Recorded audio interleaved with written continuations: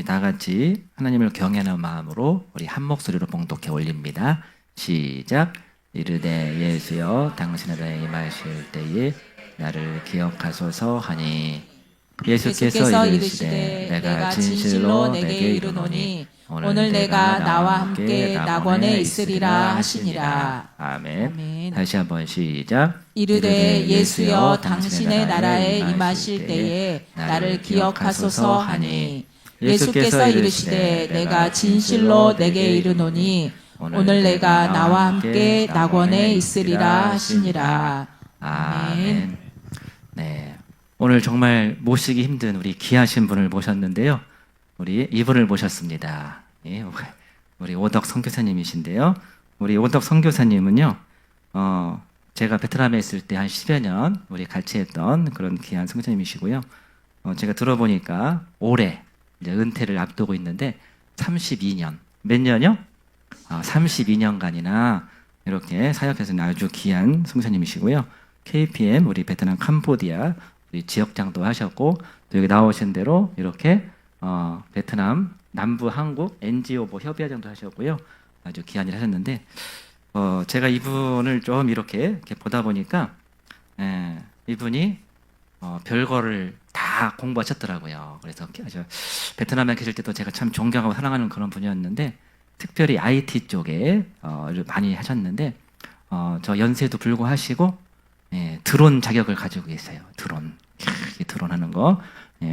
그리고 AI 1급 지도사 자격증도 가지고 계십니다. 멋있죠? 그래서 제가 한번 물어봤습니다. AI한테 오덕 선교사님 어떤 분이야? 하고 물어봤더니 이렇게 답하더라고요. 베트남의 오덕 선교사는 오래전부터 호치민에 사역해온 한국인 선교사로 알려져 있습니다. 확인된 내용으로는 1993년 베트남 수교 직후부터 들어가 사역을 시작, NGO 활동가, IT 전문가로 사역, 베트남 정부 및 기관들과 긴밀한 협력 관계 형성, 과거 호치민 한국문화원장으로 활동, 교육, 문화, IT 분야를 중심으로 전문인 선교 진행, 의료, 구제, 장학사업, 한국어 교육, 컴퓨터 교육, 사랑의 집 지키 등 다양한 성김사역 수행, 최근에는 세계 한인 한국인 기독교 총연합회 세기총 베트남 호치민 지회장 및 준비위원장으로 활동하며 한반도 자유 평화 통일 기도의 환영사를 맡음. 특히 전통적인 교회 개척 방식보다 비즈니스 문화 교육을 통한 전문인 선교 모델을 잘 보여주는 사례로 자주 소개됩니다. 역사의 빛을 갚는 마음으로 베트남을 섬긴다는 표현도 남겼습니다. 즉 한마디로 베트남에서 문화, IT, NGO를 통해 복음을 전하는 대표적인 전문인 선교사라고 볼 수 있습니다. 멋지죠? 네, 이 귀한 분을 우리 모시게 됐는데요. 함께 또 이 교회를 이렇게 섬기고 계시는 모습이 너무나 귀하게 여겨집니다. 사실 제가 이제 제목을 VMR 투아웃이라고 이렇게 정했습니다. 그 이유는 제가 정말 이제 한국에서 목회를 13년을 했고 또 베트남에서 선교를 32년을 했는데 이제 정말 제가 공적으로는 마지막 성직자로서의 마지막 하나의 말씀이다 생각하면서 그렇게 참 기도하면서 준비했던 본문과 제목입니다. 제목을 VMR 투아웃. 오늘 본문을 읽으면서 더 말씀을 드리지 않아도 우리가 참 이 말씀 속에서 큰 은혜를 받았습니다만 제목 자체가 야구의 한 장면 연상이 되는 그리고 정말 그 아주 긴장되는 그런 순간이 떠오릅니다. 점수는 뒤쳐져 있고 이제 정말 관중들은 자리를 뜨고 있고 또 아나운서는 이제 끝났습니다 하고 이렇게 참 외치고 있는 이럴 때에 그 마지막 순간에 그런데 기대하지 못했던 그런 기적이 역전이 일어났습니다. 우리 인생도 그런 것 같습니다. 이제 끝났다. 이제 마지막이다. 이제는 더 이상 희망이 없다. 이렇게 느껴질 때가 있습니다. 그것이 때때로는 내 건강 문제 때문에, 재정 때문에, 내 가정 때문에, 내 삶의 무게 때문에 그렇게 느낄 때가 있을 것입니다. 그래서 사실은 바울도 그렇게 고백했습니다. 힘에 깊도록 심한 고난을 당하여서 살 소망까지 끊어지고 사형 선고를 받은 줄 알았다. 이렇게까지 사도 바울이 고백했었습니다. 오늘 본문의 주인공, 이 우편 강도, 이 사람은 정말 인생의 마지막 자리에 서 있었습니다. 그에게는 정말 시간이 없습니다. 기회도 없습니다. 그 위에서 내려올 수도 없습니다. 다시 시작할 수도 없는 정말 부의말 투아웃이죠. 바로 그 자리에서 역사가 일어났습니다. 그는 예수님을 만났고 구원을 받았고 천국의 약속을 받았던 것입니다. 오늘 너가 나와 함께 나그네 있으리라. 우리가 참 예수 믿고 교회 다니는 최종 목적이 무엇이겠습니까? 바로 구원받기 위해서 아니겠습니까? 바로 이것이 복음입니다. 사람의 끝은 하나님의 시작인 것입니다. 사람이 포기하는 자리에서 주님께서는 길을 열어주시는 것입니다. 저는 제 인생의 지금이 부의말 투아웃 같다는 그런 마음으로 이 자리에 섰습니다. 혹시 저와 같은 그런 생각을 가지시는 여러분들이 계신다면 오늘 이 말씀 통해서 새 힘과 새 소망이 되시기를 주님 이름으로 축원합니다. 하나님은요, 참 마지막 순간에 일하시는 분이십니다. 우편강도 끝난 사람이잖아요. 실패한 인생이잖아요. 사형을 언도받았어요. 십자가에 달렸습니다. 이제는 아무런 희망이 없는 사람입니다. 그런데 주님은 그 마지막 순간을 사용했습니다. 아무것도 할 수 없었을 때에. 그런데 주님은 더 선명하게, 분명하게 역사했습니다. 이사야서에 보라 내가 새 일을 행하리니 반드시 내가 광야의 길을 사막에 강을 내리라. 그렇게 예언했습니다. 제 인생에 참 우여곡절이 많았어요. 저는 뭐 크게 5번 죽을 뻔했는데 저는 과거에 전투경찰 근무하다가 고압 전선 22,900볼트에 감전됐습니다. 간첩 침투 거부작전을 수행하는 중에 이렇게 고압선에 감전되고 10m의 전신주에서 추락하고 사망보고가 올라가고 10일 동안 의식불명 상태에, 그리고 정말 남의 피를 12봉지를 수혈을 받고 5차례 대수술을 받고 하나님이 극적으로 그를 구원해 주셨습니다. 할렐루야. 그래서 저는 그 외에도 죽을 뻔한 순간들이 많았어요. 물에 빠져서 죽을 뻔했던 일들도 여러 차례 있었고, 불로 죽을 뻔했던 일도 여러 번 있었습니다. 자, 여러분 한번 따라하겠습니다. 하나님은 마지막 순간에 일하십니다. 아멘? 예. 또 하나님은요, 기울어진 운동장에서 더 크게 일하시는 분입니다. 아멘? 우리 사람들은 조건이 좋아야 돼요. 환경이 좋아야 됩니다. 좀 더 풍부한 여건 속에서 일하기를 원합니다. 그런데 우리 주님은 기울어진 운동장에서 일하십니다. 여러분, 성경을 보십시오. 기도원의 300용사가 13만 5천 명 위대한 군대를 물리쳤습니다. 할렐루야. 게임이 되겠습니까? 1대1로 싸워도 힘들죠. 전쟁이라는 것은 쉽지 않습니다. 그런데 50대1로 싸웠어요. 그런데 이겼습니다. 이것은 하나님이 사람 의지하지 아니하고 사람이 하는 일이 아니라 하나님께서 하시는 일이다. 인생의 주인이 바로 하나님이시다는 것을 말씀해 주시는 것입니다.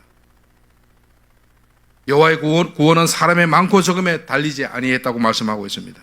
그래서 스가랴서에서는 이는 힘으로 되지 아니하면 능력으로 되지 아니하고 오직 나의 영으로 되느니라. 아멘. 제가 베트남 선교 활동 안에 참 위기도 많았고 긴장된 순간도 많았습니다.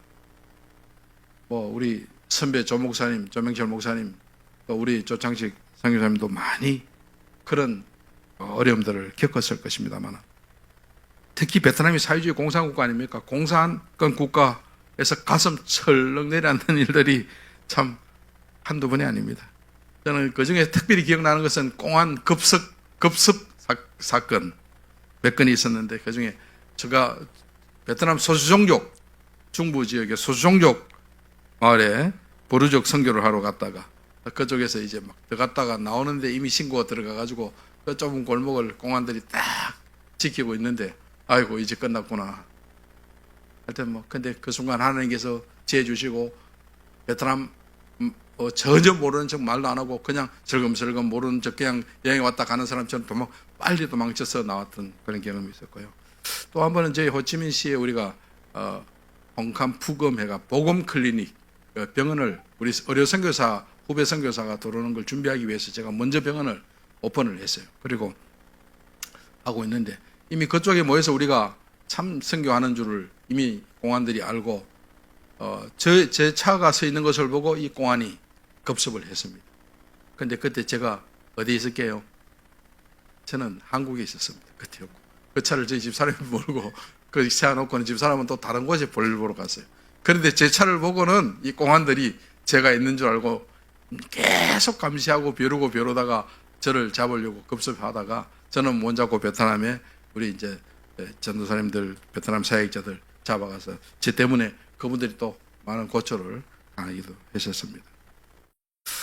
그리고 정말 어려운 일이 있었는데요. 저는 호치민시 좀 외곽 지역에서 이제 하나의 그 선교 센터를 이제 채웠습니다. 문화원장으로 나와서 좀 공간이 좀 필요하고 해서 제가 이제 아주 크게 이제 센터를 세웠는데, 우리 그 집주인이 10년 계약을 했어요.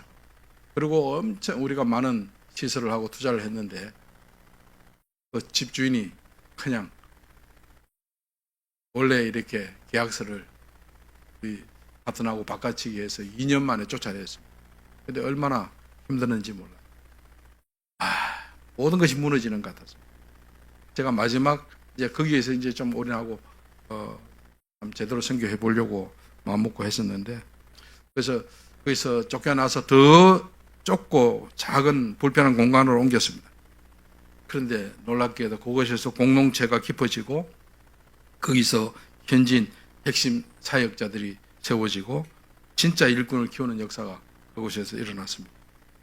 그런데 더 나아가서 한 2년 후에 코로나가 왔습니다.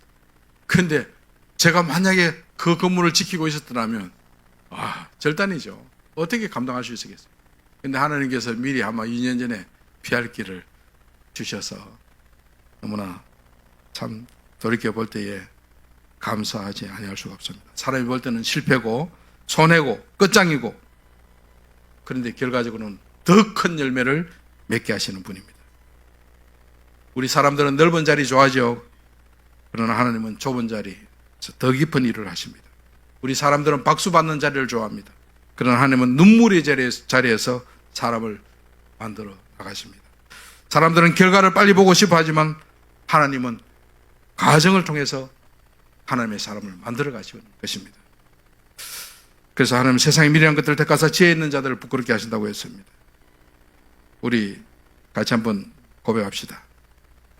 기울어진 운동장에서 하나님은 일하신다. 아멘. 예. 오늘 말씀에 정말 우리가 함께 배우고 고백해야 될 말씀이 있습니다. 주님이 우평강도의 마지막 고백을 외면하지 않았습니다. 우평강도가 십자가에 달려서 할 수 있는 일이 무엇이 있었겠습니까? 아무것도 할 수 없었습니다. 그런데 오직 하나, 바로 예수님, 바로 옆에 달려 계시는 예수님인데 주여 나를 기억하소서. 이 사람에게 봉사할 시간도 헌금할 시간도 공로를 쌓을 시간도 없었습니다. 남은 것은 단 하나밖에, 바로 믿음으로 고백하는 것. 주님은 그 고백을 받았습니다. 저는 믿지 않는 가정에서 태어났습니다. 10남매 중에 막내로 태어났습니다. 저희 집사람도 믿지 않는 가정에 장녀로 태어났습니다. 왜 하나님께서 믿지 않는 가정에서 저희를 부르셨죠? 저희들은 믿지 않는 가정에 태어나서 얼마나 어렵게 힘들게 살았는지 몰라요. 우리는 아는 분이 없어. 아는 목사님도, 아는 교회도, 아는 장로님도 집안에 저희를 도와줄 수 있는 분들이 없어. 너무너무 힘들고 어렵게 사실은 목회를 했고 어렵게 선교를 하면서 지금까지 왔습니다. 그런데 하나님께서 이 믿지 않는 가정에서 저를 택하시고 저희 집사람을 택하신 이유가 있습니다. 저희 장인이 한 6, 7년 전에 돌아가셨어요. 그런데 우리 장인이 어떤 분이냐? 향교에 정교를 지내십니다. 정말 너무 엄격하시고 전혀 도덕적으로 완벽하셨던 분이십니다. 실수가 없는 분입니다. 목사인 제가 감히 우리 장인 앞에는 서서 말할 수 없는, 면찮게 이렇게 말하기가 어려웠던 분이, 참 어려웠던 분이었어요. 그런데 장인이 백혈암 선고를 받았습니다. 그래서 이제 병원에서 이제 안 된다. 그래서 이제 연명 치료도 포기하고 동네 병원으로 옮겼습니다. 그런데 하나님께서 그 생명을 2달간 연장을 시켜주셨는데, 그때에 우리 장인이 여기 계신데, 제가 장인 더 돌아가시니 못 볼 줄 알고 병원에서 눈물로 기도하고 왔는데 장인께서 생명을 하나님께서 연장시켜 주셨는데, 이때 꼭 전도해야 되겠다. 그런 간절한 마음 가지고 장인께 아주 간단하고 쉬운 사형임의로 가지고 복음을 전했어요. 그 정말 대단하신 우리 장인 어른께서 관문을 열고 나는 예수님을 나의 구주 나의 주님으로 모십니다. 할렐루야. 아멘. 그래서 장인은 예수 믿으시고 직접 유서를 쓰셨어요. 유자. 하나는 하나님 은혜로 2달의 생명을 연명하면서 이렇게 하나님 은혜로 살아노라 하며 그 친필을 쓰셨어요. 그것을 장인 어른 비문에 지금 그대로 다 옮겼어요. 할렐루야. 세례받고 예수 믿고 돌아가셨어요. 그런데 장모님은 이번 겨울에 돌아가셨습니다. 그런데 장모님은 더 우리 장인 어른보다 더 완고하셔. 그런 모습들을 다 지켜보시면서도 이 예수 믿는 게 쉽게 우리 사람의 힘으로 되는 게 아니에요. 그래 안 믿으시는 거예요. 그런데 이제 저희 집사람이, 저희 선교사들은 이렇게 부모님이 돌아가셔야 나올 수 있지, 돌아가시지 나오지도 못해. 저는 이제 장모님 유도하시고 신청했는데도 허가가 안 났어요. 집사람 먼저 보냈어요. 그래서 집사람도 허가 받고 나가야 되는데, 어쨌든 집사람 한국에 먼저 나와서 어머님 한 열흘 정도 돌봤어요. 그러면서 마음을 또 계속 이렇게 가장 참 좋아하는 큰딸이 옆에서 어머님 간병하면서 전도를 했죠. 그리고 우리 손녀, 우리 딸이 서울에서 한 몇 번을 내려와서 또 전도했습니다. 그리고 복음을 전했는데 예수님을 믿고 영접하시고, 그 다음에 시골에 계시는 목사님 모셔가지고 와서 세례 받으시고, 나도 이제 원도 한도 없다 하고 그 다음날 천국 가셨습니다. 할렐루야. 아멘. 자, 하나님은 마지막 믿음의 고백을 외면하지 않으시는 분이십니다. 아직 믿지 않는 가족 때문에 기도하시는 분이 계십니까?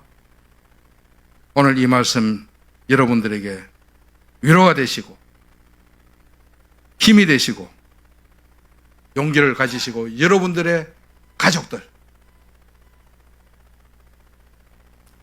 전도하는, 열매 맺는 그런 놀라운 역사 일어나기를 주의 이름으로 축원합니다. 저는 오늘 제 인생이 구원말 투아웃이라는 마음으로 이 자리에 섰습니다. 근데 여러분도 저와 같은 마음을 가지시고 절박함으로 오늘 주님 앞에 우리가 함께 말씀 앞에 대면하는 저와 여러분 되기를 주의 이름으로 축원합니다. 저는 13년 한국에서 목회를 하고 32년 선교지에서 사역했습니다. 그런데 제가 1년 반 전에 전립선 암 수술을 받았고 또 최근에는 정기검진 결과 또 내시경 검사 중에 또 다른 암이 의심된다는 그런 소견을 듣고 그 검사 결과를 기다리고 있는 중에 있습니다. 또 뭐 이런 중에 양한 복시 앞에 안 보여. 위에 하나, 사물이 밑에 하나. 두 개로 보이는데 안 보이는 것보다 더 못해. 그 다음에 지금 당뇨는 오래전부터 당뇨는 달고 있어. 사실은 이제 걸어다니는 종합병원입니다. 근데 우리 조창식 목사님은 오늘 저를 보자마자 대반 쪽집게. 어떻게 그렇게 제 아픈 데를 다 알아내시는지. 그리고 오늘 제가 이 치료를 너무 잘 받았어요. 근데 제가 막 밤에 화장실을 10번씩 가야 돼. 근데 참 오늘 그래서 오전 되면 제가 비몽사몽이에요. 근데 오늘 이제 딱 들어서자마자 그냥 바로 막 이 치료를 해주시니까 제가 지금 좀 정신이 말똥해가지고 이 자리에 있어서 말씀을 전합니다. 할렐루야. 예. 참 쉽지 않는 선교사의 길을 32년간 달려왔습니다. 근데 이제 원래 제가 은퇴입니다. 그래서 은퇴를 준비하기 위해서 나왔는데 이게 참 선교사로 지내기도 힘들었는데 은퇴하기 더 힘드네요. 참 우리 조 목사님 존경스럽습니다. 우리 교단에서는 은퇴하려고 하니까 전에는 뭐 다른 분들 다 은혜롭게 봐줬던 것 같은데 제가 빚이 많아, 적자가 많아. 이거 다 갖고 은퇴하래. 내 진짜 몇 천만 원 되는 걸 내가 어떻게 다 갚습니까? 참 정말 힘드네요. 그래서 어쨌든 그래도 하나님 불쌍히 여기 주시겠지 하고 나와서 한번 막 전국 교회를 한번 다녀보고 있는데 뭐 결과는 하나님께 맡기고요. 뭐 안 되면 안 되는 대로, 되면 되는 대로. 여러분, 저는 제 처지가 지금 다 포기하고 내려와야 될 때처럼 보입니다. 그런데 제 마음속에 포기할 수 없는 그런 믿음이 있습니다. 아직 끝나지 않았다. 믿습니까? 아직 마지막 타석이 남아 있습니다. 역전의 기회가 남아 있습니다. 하나님께서 비실비실한 제 자신이 건강이지만 건강도 재정도 남은 사역도 또 은퇴 후에 제가 해야 할 일에 대한 기대도 지금 남아 있는데 하나님께서 은혜 주실 줄로 믿습니다. 여러분, 제가 이번 추운 겨울에 장모님 상 당하고 나와서 겨울에 한국에 오니까 제가 참 한국이 너무 좋은데 딱 싫은 게 하나 있어요. 이 추운 겨울 꼼짝을 못 하겠어. 따뜻한 남쪽 나라 베트남이 얼마나 좋은지 모르겠어요. 그래 꼼짝을 못하고 방 안에서 그냥 갇혀 있으면서 이 시간 보내기가 얼마나 힘든지 바깥은 못 나가겠고 방 안에만 있으니까 방콕에서 뭘 해야 될까 고민을 많이 하다가 제가 이렇게 보낼 수 없다. 그래가지고 제가 준비를 했습니다. 그래가지고 자격증을 2개를 땄습니다. 아까 조 목사님 말씀하시던 드론 조종사 자격증 땄습니다. 그리고 이제 AI 활용 지도사 1급 자격증을 땄습니다. 할렐루야. 나이 70에 하면 된다. 할 수 있다. 아멘. 예, 하면 됩니다, 여러분. 예, 그래서 근데 배아님 할래? 저는 모르겠습니다. 근데 하나님께서 또 알아서 쓰시겠죠.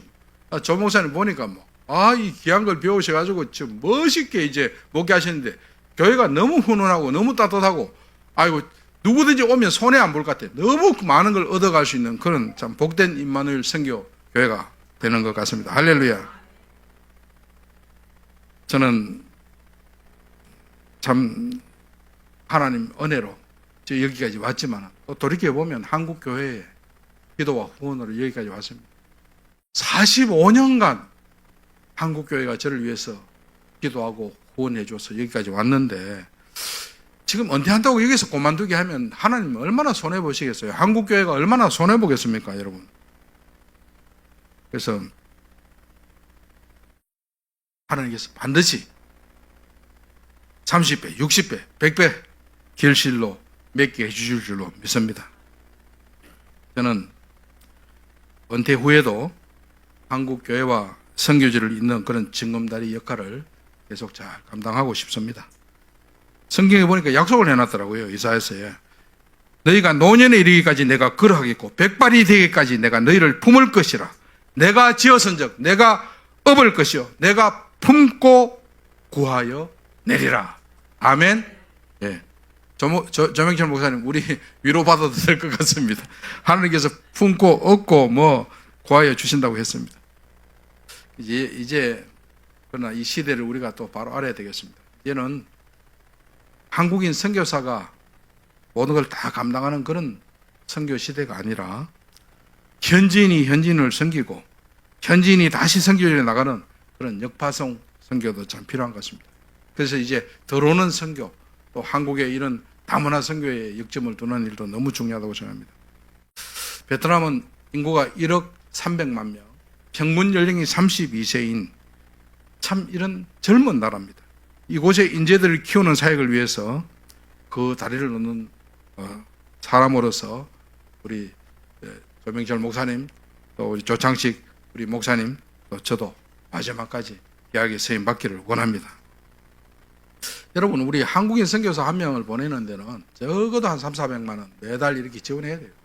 그런데 현지인 우리가 여기서 잘 키워서 이제 보내면 한 우리 돈 50만 원만 지원해줘도 정말 큰 안의 사역을 감당할 수 있을 거라고 생각합니다. 절체절명의 마지막 순간에 말로 홈런을 치게 하십니다. 있습니까? 여기에 나오던 우리 레티레탄 자매가 있어요. 이 자매는 목사님 딸인데 저희 가정에서 처음에 3년을 데리고 있다가 본인 아버님의 눈물의 기도에 부탁과 또 본인의 눈물의 기도로 함께 기도하다가 제가 이제 고신 대학으로 유학을 보냈습니다. 여기 베트남에서 대학을 졸업하고 여기 석사과정, 기독교육학 석사, 기독교육학 박사 마치고 나서 다시 또 PhD 신학 박사까지 박사를 2개나 10년간 유학하면서 공부만 열심히 했던 귀한 자매입니다. 그리고 지금은 베트남에서 너무너무 귀하게 우리 GMA 교단에서 크게 세움을 받고 있는 그런 자매인데요. 이 자매가 박사 공부하던 시절에 박사가 쉽지 않아요. 박사를 2개나 했는데 하다가 정신 이상이 왔습니다. 그리고 이분을 우리 자매를 관리하던 우리 집사님 부부가 부산에서 제게 연락이 왔습니다. 도무지 제가 감당할 수 없습니다. 목사님, 교사님 데려가십시오. 근데 그때 제 상황이 어떤지 아십니까? 저는 그때에 최초의 심장병 수술 환자를 1호 환자를 제가 데리고 부천 세종병원 와서 심장 수술 날짜를 받아놓고 대기하고 있던 중이었습니다. 그런데 이렇게 환자 데리고 나오면 우리 한국교회에서 좀 도와주지 않겠나 싶었는데 간병인을 구할 수가 없어요. 아주머니가 이제 심장 수술을 해야 되는데 옆에 간병인이 필요한데 제가 간병할 수도 없고 정말 난감한 처지에 있었는데 그런데 부산에서 전화 와서 유학간 이 레탄 자매가 지금 정신 이상이 와서 우리가 도무지 감당이 안 되니까 데려가라. 저는 어떻게 하겠습니까? 일단 환자를 수술을 앞둔 환자를 그냥 두고 저는 열차를 타고 부산에 내려와서 이 자매를 데리고 올라갔습니다. 기도하면서 올라갔습니다. 무슨 설명을 제가 다 할 수 있겠습니까? 그리고 갔습니다. 한 가지 큰 사고만 일어나도 문제가 생겨도 답이 없죠. 근데 이 엄청난 큰 일이 지금 부천 세종병원에서 기다리고 있고 그런데 또 여기다가 부산에서 또 큰 일이 생겼어. 그 자매를 데리고 부천으로 갔어요. 병원에 갔습니다. 근데 어떻게 되겠습니까? 저는 아무것도 할 수 없고 정말 너무나 난감한 상황이었죠. 그런데 그때 하나님께서 동족이 동족을, 베트남 자매가 베트남 환자를 돌보면서 그렇게 돌보는 중에 하나님께서 그 자매를 치유하는 역사가 일어났습니다. 할렐루야. 그를 섬기다가 회복하는 역사가 일어났습니다. 환자를 간병하는 자리가 자기 병을 치료하는 그런 놀라운 역사가 일어났습니다. 제가 이것을 어떻게 다 설명하겠습니까? 하나님은 단순하게 겨우 이기게 하시는 분이 아닙니다. 이걸 가지고 뭐라고 한다고요? 말로 홈런. 예. 아멘. 정말 놀랍게 역사하셨습니다. 절망의 자리에서 말로 홈런 같은 반전을 주신 분이 하나님이십니다. 에베소서에서는 그래서 우리가 구하거나 생각하는 모든 것에 더 넘치도록 능히 하실이라고 그렇게 말씀하고 있습니다. 여러분의 인생에도 이러한 반전이 있기를 주의 이름으로 축복합니다. 우리의 건강, 우리의 가정 문제, 우리의 재정 문제, 우리의 직장 문제, 우리의 당면한 많은 문제, 이제는 하나님께서 해결해 주실 줄 믿습니다.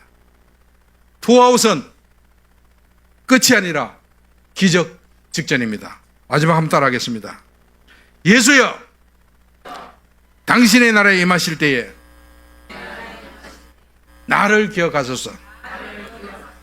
여러분 그렇게 사시기 바랍니다. 예수여, 나를 기억하소서. 주님께서 이렇게 고백할 때에 그 다음 누가 일하십니까? 주님이 일하실 차례입니다. 오늘 너가 나와 함께 낙원에 있으리라. 아멘. 우리 함께 사회자 나오실 때까지 한 마음으로 주신 말씀 생각하면서 우리 함께 한 목소리로 기도하겠습니다.